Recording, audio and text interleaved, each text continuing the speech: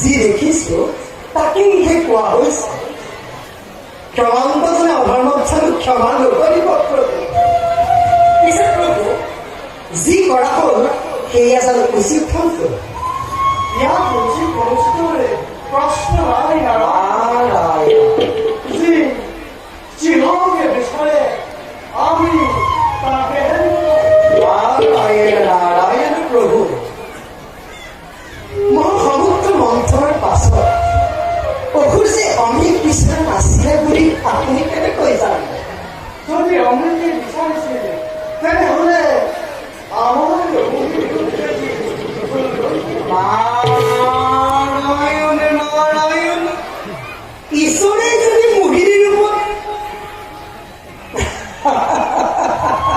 ঈশ্বৰে যদি নাৰীৰ ৰূপত ভুল যায় অসুৰ নাযাব কিয় প্ৰভু?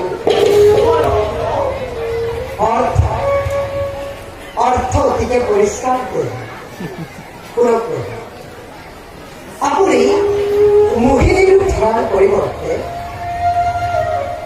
অসুৰক বঞ্চিত কৰিবলৈ নাৰী ৰূপটো ল'ব পাৰিলে। আচলতে আপোনাৰ নিজৰেই নাৰীৰ মোহিনীৰ প্ৰতি এটা বাসনা আছে।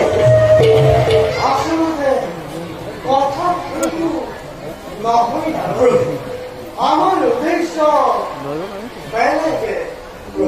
আমি সংঘৰ্ষ ক্ষেত্ৰটো নিবিচাৰো। সংঘৰ্ষৰ মাজে নতুন সৃষ্টি হোৱাটোহে আমি দেৱতা আৰু অসুৰে উভয়ে অমৃত পান কৰা হয় সংঘৰ্ষ শেষ হৈ গ'ল। এতিয়া অনন্ত কাললৈ সংঘৰ্ষ আৰু আমি নতুন সৃষ্টি কৰি যাব পাৰিম। নহ'লে ঈশ্বৰৰ ঈশ্বৰত্ব ৰক্ষাই নকৰে।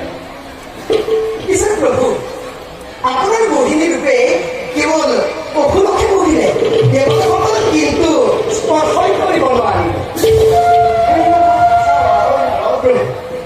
আমাৰ মোহিনী ৰূপে আমাদেৰ শক্তি আৰু ঈশ্বৰৰ ভয়ৰ পৰা পৰিত্ৰাণ পাব শক্তি সেই কৃষকতে কাৰো নাই।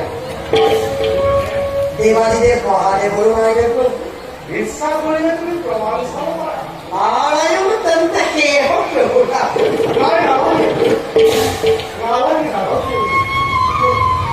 ঈশ্বৰৰ মাজতে যুঁজ এখন লগাই তুমি ৰং চাব লাগে।